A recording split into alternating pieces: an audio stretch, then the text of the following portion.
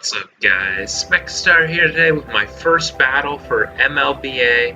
I'm going up here against Mega Oshawa. I should have a link to his channel in the description, and if I don't, then you should comment reminding me to and saying I'm an asshole, but I should have one down there. And he has a team here consisting of Coco, the ever so dangerous Scythe, Greninja Protein, Tyranitar, regular Tyranitar, Espeon, and Blissey.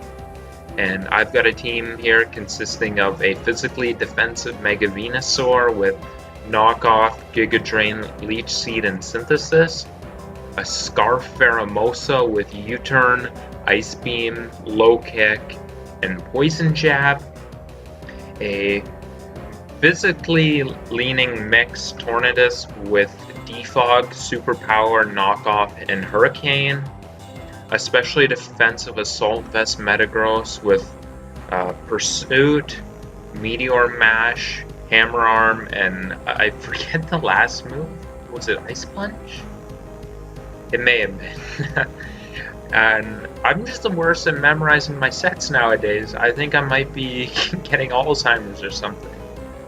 And I have a Sharpedo, which is got Z Rock Smash for Blissey, Tyranitar, and Greninja, I believe, among other things, Crunch, and Earthquake, and a physically defensive Piloswine with Stealth Rock, Icicle Crash, Earthquake, and Superpower. So, let me just dive right into the replay here. I decided that Pheromosa was just my safest lead. It could give me the potential to get some momentum on anything. If he led Coco, I would have just went hard into Piloswine, because if I clicked a U-turn, that would have revealed that I'm Scarf, because I would always consider the possibility of a Scarf Coco in this matchup. So if he did lead Coco, my plan would have been to go hard into Piloswine, but really it covered leads of Greninja, Tyranitar, Espeon, and Blissey, so basically 4 out of 6 Mons it put me in a pretty good position in, and that's exactly what I'm going to do. I'm going to lead Pheromosa, and he leads Tyranitar. U-turn is always just my safest play, and I found out after the battle that he is going to reveal to be a Focus Sash Tyranitar.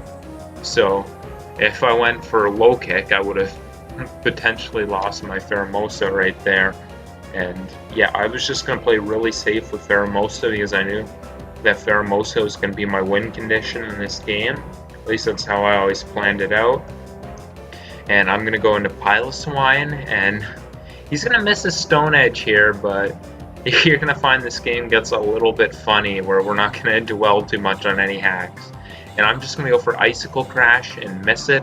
Icicle Crash covered the potential switch into Scyther. And here he's actually going to crit his Stone Edge, so the hacks is already flipped directions. We've got in this game 3 turns and 3 cases of hacks, and 1 in each turn. And he goes Greninja, and my plan was always to try to Pursuit Trap it with my Metagross. I knew it would have to have extra sensory for my Venusaur because it was so obvious for especially defensive Venusaur to be a potential check to the thing. I'm going to go for Pursuit, thinking that he's probably Choice. Based on matchup, I was fairly confident he would not have Dark Pulse on his... Sorry for moving the laptop around. I had it in my hands and on my lap, and it started to heat up, so I had to put it down. Anyway, I was thinking that his Greninja at this point was Choiced. It made a lot of sense for it to be Choiced, and I thought Scarf was most likely after the extra sensory damage. So I'm going to Pursuit Trap it, and it's going to get out of there. He's going to bring out Blissey, and I'm just going to try and throw off a Hammer Arm on it. He's actually going to show to be Choppleberry, which makes a lot of sense with me having Pheromosa. I'm starting to think here that Counter is a very real possibility. Flamethrower is another option. Here I'm just going to throw out Meteor Mashes. I'm going to basically fish for the attack boost, because that's a scenario where I win this 1v1, and it's fairly risk-free to just throw off a few Meteor Mashes there. Then he's going to go to Scyther, and I'm going to miss Meteor Mash, which Hex is going to be both ways in this game, so I'm not going to get into a habit of complaining about it, because it's just going to go back and forth in this. He'll Bug Bite and do some pretty decent damage, looking like a potentially offensive Scyther based on that. I'll defog those rocks away. I'm kind of getting behind here. I'm going to defog those rocks away. Here he's going to bring out Blissey on my Torn, and I'm just going to go for a superpower. I want to see what kind of damage it's doing to Blissey, and well, not really see, I just want to get that damage off. And he's going to go into Coco, which was a good scout for him. And I'm going to go Piloswine. He'll make the good play to U-turn on it coming in. And he'll go out into Greninja. And again, I'm just going to go out into my Metagross, which I'm fairly confident is just going to wall the thing. I'll throw up a Hydro Pump here, and I'm just going to go for the Pursuit. And he's actually going to show that he's Z-moving. It's still doing 0. Unfortunately, I'm going to get paralyzed, and then he's going to miss his Hydro Pump, and I'm going to pursue him. So, really a lot of back and forth in this game here. And then Metagross is going to claim the KO here, and he's going to bring out his Scyther. I'm content to just let Metagross go down because there's nothing really to save it for at this point, and I'll just throw up a Meteor Mash.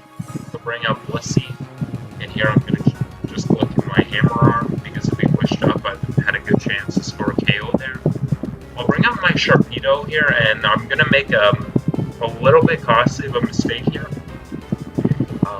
I considered that Scyther would potentially be physically defensive or physically leaning, and I thought there was a good chance of it coming out, but not a great chance, and I'm going to click the Crunch here.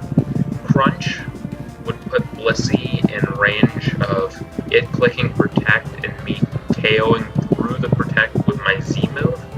So a new Crunch into my Z move would take it out if it tried to wish up.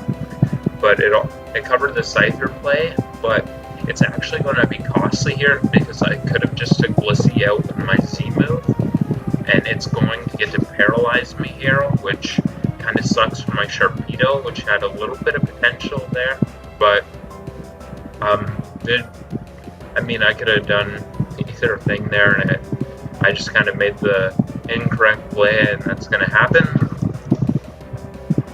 And he'll bring out his Scyther here, and I'm just going to Protect. At this point, there's nothing for me to really save Sharpedo for.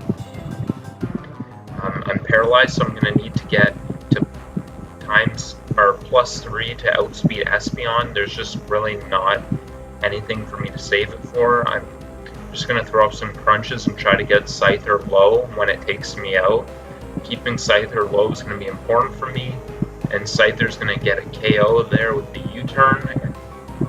Then it's going to become 4-3 here. He'll bring out his Coco, and I'm going to bring out my Piloswine here, try to put some pressure on. He'll U-turn, and I'm just going to throw off the Icicle Crash, and we'll do a good chunk to Espeon, actually. And here I'm just going to sack my Venusaur. It does not beat anything he has left. The issue is that Scyther comes in on. It can potentially beat Coco, but it was the least useful in my Pokemon. And he's going to Endure, and because I saw Endure there, I knew I was just going to click Knock Off, because I knew whatever berry he was fishing for, I wanted to make sure he didn't get use of. And I'm going to take out a Salic Berry, which is a really interesting bring on his behalf. And if I wasn't Scarferamosa, that actually had the potential to put in quite a bit of work against my team. So very interesting set he's bringing there. And I'm fortunately going to be able to just knock the berry off.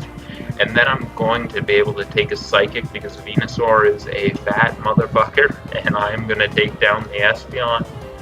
Of course, now Venusaur's at a point where it can't be saved at all. He's going to go to Scyther. I'm going to click Knock Off in case it tries to roost. I want that Eviolite off, but he's just going to take me out, and Scyther gets another KO. Thing putting in work. And I'm going to bring out my Torn here and just throw off a Hurricane. He doesn't know that I'm negative special attack, and my Hurricane's not even doing that much to Scythe, but I know it, and that's what matters. I'm going to bring out my Piloswine here, and basically that covered him going for the electric move. Also, it's just kind of the weakest link there, either it or Torn. They both had about equal value in the back, maybe a little bit more for Piloswine, but there's also the potential it would go for a wild charge or go for something like Brave Bird and potentially not being able to 2 KO it. He's going to go for one Brave Bird and do 19%, and I'm going to have 19 point something percent because that's how Showdown works. Whenever you have, it says you have 20%, you really have 19 point something. So this is going to be a very close one here. This Brave Bird, will he take me out? And yeah, to snap out of confusion, and the Brave Bird will take me out. So here I'm going to have to go in my Pheromosa, and I'm going to find after this battle that he was Scarf Coco, and I was able to outspeed him because I'm Scarf Pheromosa, and that's going to be very fortunate for me. He'll bring up the Scyther, and I'm going to go for an Ice Beam here, and it's not even to a KOing, but he's going to Aerial Ace and not play around with potential freezes. Definitely don't blame him there. And here I'm going to bring up my Tornadus. I was so nervous here because I thought I was going to have to click Hurricane before I ran the calcs. I'm like, oh god, please don't make me have to click Hurricane. But based on the intel I had on his set, I was pretty sure he wasn't a physically defensive variant based on damage from previous attacks. So I knew that Knockoff was going to be able to safely take him out for the 1-0 victory. And that was a close game that I enjoyed. Definitely GG to the opponent. He had a pretty thoughtful build and some really interesting sets designed to catch me off guard. And on some of them he definitely did. And get me on my toes, and that's part of why I enjoyed the battle as much as I did. And that's going to be that. I should have my battle for next week up in not too long. Probably a day or two there. Probably 2-3 days I'll have the next video up. So I do want to thank you guys for watching, and have yourselves a good night.